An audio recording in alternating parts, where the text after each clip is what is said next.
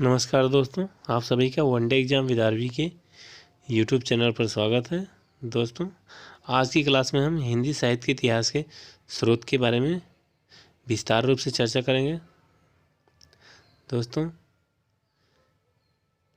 पिछली कक्षाओं में हमने हिंदी साहित्य के इतिहास के परिभाषा को देखा, पाश्चात्य विद्वानों के अनुसार एवं भारतीय विद्वानों के अनुसार, तथा इतिहास लेखन की पद्धतियों के बारे में भी विस्तार रूप से चर्चा किया है।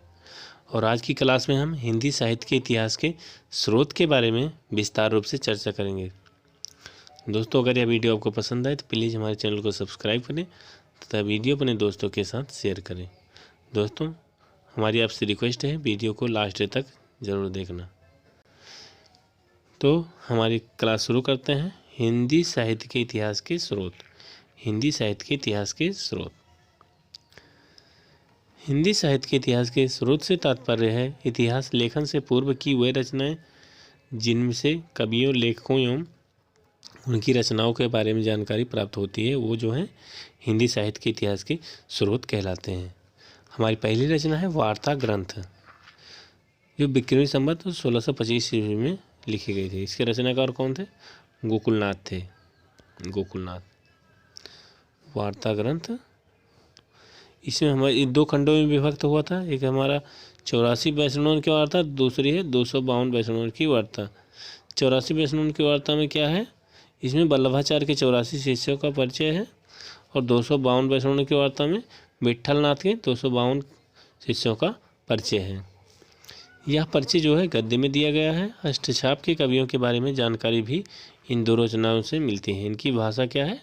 ब्रज है। वार्ता ग्रंथ की भाषा क्या है? ब्रज है। रचनाकार कौन है? गोकुलनाथ है। 84 वैष्णव की वार्ता है और 252 वैष्णव की वार्ता।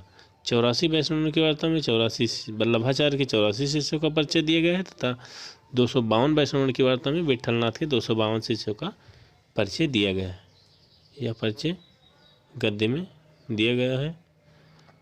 अष्टछाप के कवियों के बारे में जानकारी भी इन्हीं दो रचनाओं से मिलती है तथा इसकी जो ब्रज भाषा है वो ब्रज भाषा है। अगली जो हमारी रचना है इतिहास जानने के स्रोत में, वो है भक्तमाल। रचनाकार कौन है? भक्तमाल के नाभादास हैं। रचनाकाल अलग अलग विद्वानों ने अलग अलग मत हैं। जैसे राम कुमार वर्मा के अनुसार विक्रमी संवत 1624 ईस्वी, जो कि सर्वमान्य है। आचार्य रामचंद्र शुक्ल के अनुसार विक्रमी संवत 1642 के पीछे या बाद। डॉक्टर नगेंद्र के अनुसार 1596 ईस्वी। महावीर सिंह गहलोत के अनुसार 1658 ईस्वी। लेकिन जो 1642 ईस्वी है यही सर्वमान्य है। सर्वमान्य मत जो है डॉक्टर राम कुमार वर्मा जी का है। विक्रमी संवत 1642 ईस्वी में भक्तमाल की रचना की गई थी। अगली जो हमारी रचना है इसी के बारे में, भक्तमाल के बारे में। और विशेषताएं क्या है? इस रचना में 200 भक्त कवियों का परिचय 316 छप्पन छंदों में दिया गया है। तुलसी का परिचय सबसे पहले इस रचना से प्राप्त होता है। इस रचना में तुलसी को विशेष आदर देते हुए नाभादास ने अपने इस ग्रंथ का सुमेरु कहा है। तुलसीदास को भक्तमाल का सुमेरु कहा जाता है। अगली हमारी रचना है मूल गोसाई चरित। मूल गोसाई चरित ये किसकी रचना है? ये जो है बेनी माधव दास की रचना है। ये जो है तुलसी के शिष्य थे। रचना विक्रमी संवत 1687 ईस्वी में हुआ था। इसमें दोहा, चौपाई, त्राटक छंदों में तुलसी का जीवन परिचय, जीवन चरित्र वर्णित है। मूल गोसाई चरित जो है बेनी माधव की रचना है। ये जो है तुलसी के शिष्य थे और अपने मूल गोसाई चरित में रचना में इन्होंने दोहा, चौपाई, त्राटक छंदों में तुलसी का जो है जीवन परिचय वर्णित किया है। अगली जो हमारी रचना है वो भक्त नामावली है। इसके रचनाकार कौन है? ध्रुवदास जी हैं। रचनाकाल विक्रमी संवत 1698 ईस्वी है। इस रचना में 116 भक्त कवियों का संक्षिप्त जीवन चरित्र वर्णित है। अगली हमारी जो रचना है वो है कविमाला। कविमाला के रचनाकार कौन है? तुलसी हैं, लेकिन ये तुलसीदास जी नहीं है। रचनाकाल विक्रमी संवत 1712 ईस्वी। इसमें 74 कवियों की कविताओं का संकलन संग्रह है। अगली हमारी रचना है कालिदास हजारा। इसके रचनाकार कौन है? कालिदास त्रिवेदी जी हैं। रचना काल विक्रमी संवत 1775 ईस्वी। इसमें 212 कवियों की लगभग 1000 कविताओं का संकलन है। इसमें कुछ कवियों का संक्षिप्त जीवन परिचय भी दिया गया है। इसके आधार पर ठाकुर शिव सिंह सेंगर ने शिव सिंह सरोज लिखा है। अगली जो रचना है वो है सतकवि गिरा बिलास। इसके रचनाकार कौन है? बलदेव जी हैं। रचनाकाल विक्रम संवत 1803 ईस्वी है। इसमें 17 कवियों की रचनाओं का परिचय है। इसमें मुख्य हैं केशवदास, चिंतामणि, मतीराम, बिहारी। सतकवि गिरा बिलास में 17 कवियों की रचनाओं का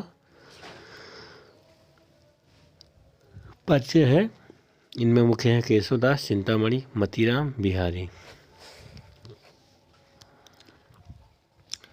अगली हमारी रचना है कवि नामावली।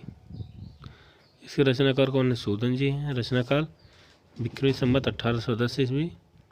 इस रचना में सूदन ने 10 कवियों का नामोल्लेख करते हुए उन्हें प्रणाम किया है। अगली हमारी रचना जो है वो विद्वान मौत तरंगिणी है। इसकी रचनाकार कौन है? सुब्बा सिंह है।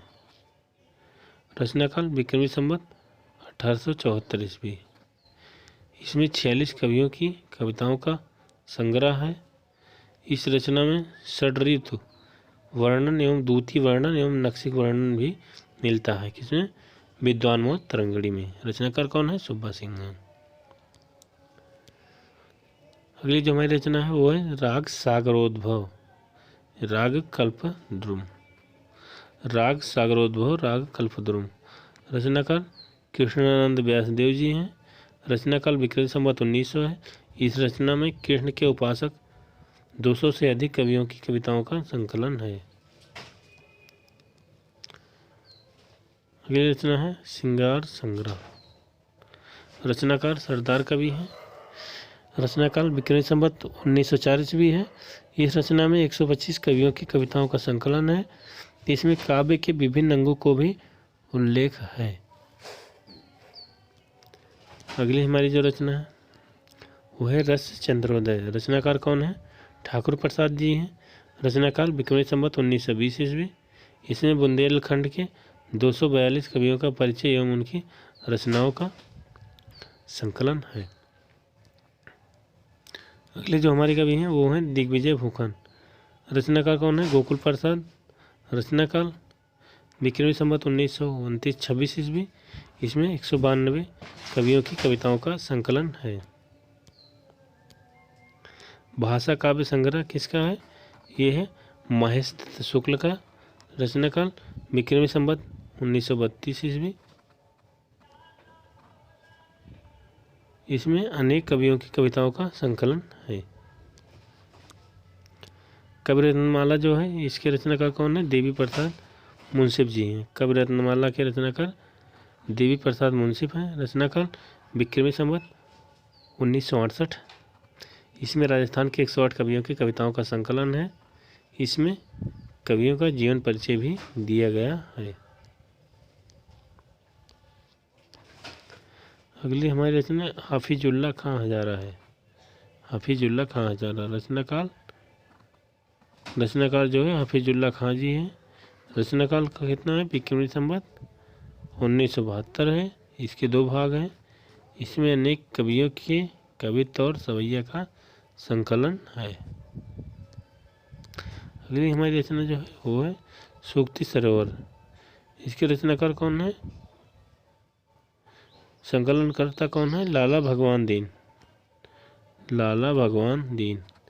संकलन काल विक्रमी संवत 1979 ईस्वी। इसमें ब्रज भाषा की कवियों की साहित्यिक विषयों पर आधारित सूक्तियों का संकलन है।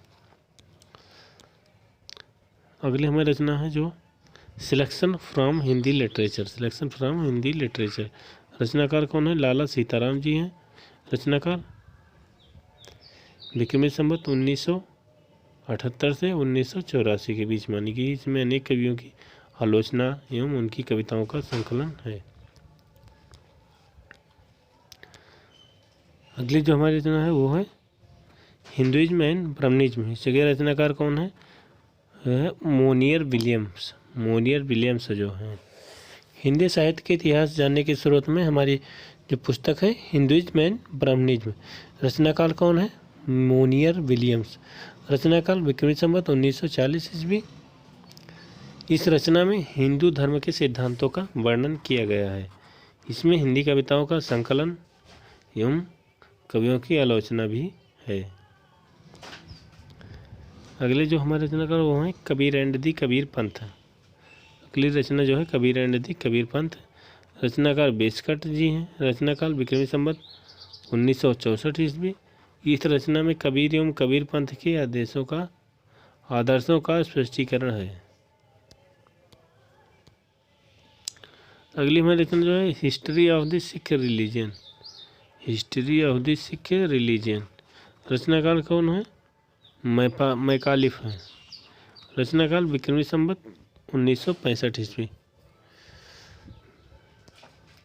इसकी विशेषता क्या है? इस रचना में सिख धर्म का इतिहास है।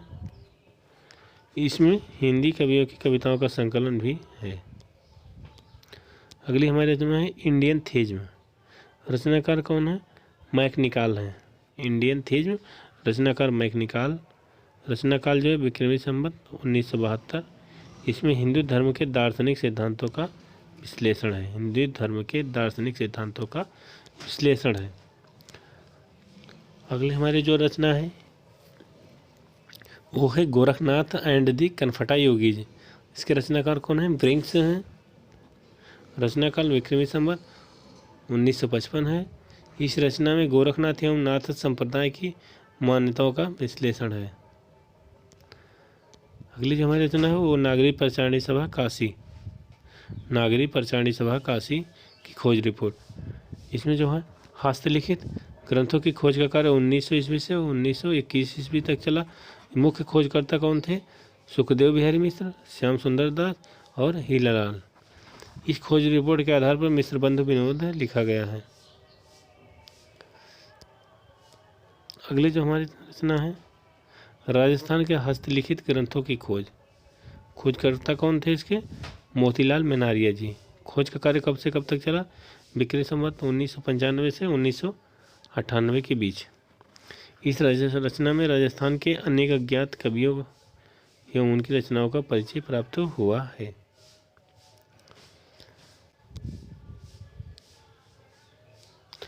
दोस्तों आज की क्लास में यही तक। दोस्तों अगर ये वीडियो आपको पसंद आया हो तो प्लीज़ हमारे चैनल को सब्सक्राइब करें तथा वीडियो अपने दोस्तों के साथ शेयर करें। धन्यवाद दोस्तों, मिलते हैं अगली क्लास में।